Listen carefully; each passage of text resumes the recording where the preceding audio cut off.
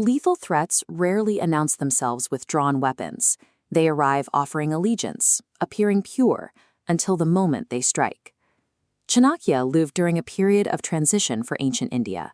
As old values lost their relevance, a fractured society gave rise to opportunistic leaders willing to betray their neighbors for minor territorial gains. Alexander of Macedon accelerated his conquest by leveraging the greed of local border rulers, using their betrayals to supplement his military strength. Chanakya identified these internal traitors as the primary threat, seeing them as the catalyst for the invasion of an alien culture. Survival in this environment required absolute concealment. In the Chanakya Niti, he advises, Manasa Chintitam Karyam, a leader must never let their words reveal the plans conceived in their mind.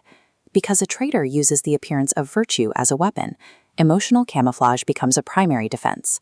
Thoughts must be guarded with absolute secrecy. Categorizing threats is a prerequisite for a wise leader. Not every liability is born from a desire to destroy.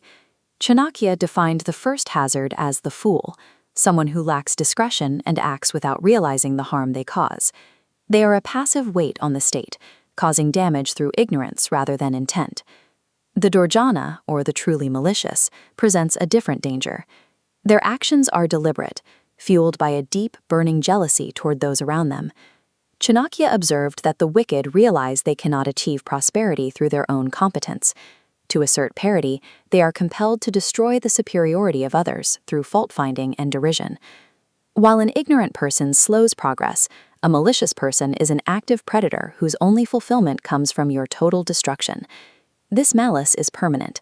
Chanakya argued that the nature of a truly wicked person cannot be altered by kindness, wealth, or persuasion. He noted you can pour vast quantities of milk and ghee over a neem tree, but its bark remains bitter. Its essence is unchangeable. Strategic survival depends on accepting this reality.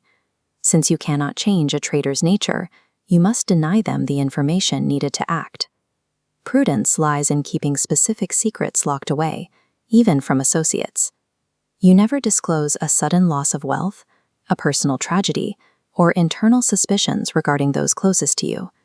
Sharing vulnerabilities provides leverage to those waiting to strike. Survival depends on systematically starving a traitor of information. If malice is immutable and hides behind a smile, the central problem of leadership remains. How do you safely build an inner circle of advisors? Chanakya resolved this through Upada, a formalized system of secret psychological tests designed to reveal a person's true character before they are granted power. Spies under disguise approach prospective ministers with 4 distinct allurements: religious manipulation, monetary bribes, romantic entanglements, and threats to their safety. Only those who reject every temptation advance. Failing one test consigns an official to a supervised low-level role in the mines or forests. The Mudra Rakshasa provides historical evidence for these tactics, recording how Chanakya used forged letters and psychological pressure to outmaneuver the rival minister, Rakshasa. True power rests in an intelligence network designed to force hidden enemies to reveal their true intentions before they have the opportunity to strike.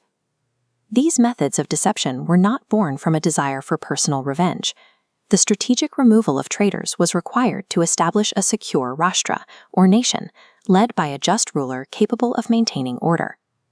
Wisdom begins with the ability to recognize character before extending trust, but even the most careful systems are not perfect. What happens when, despite every precaution, you invite a destructive force into your inner circle? Recognizing evil is only the first step. Surviving proximity to it is a different war.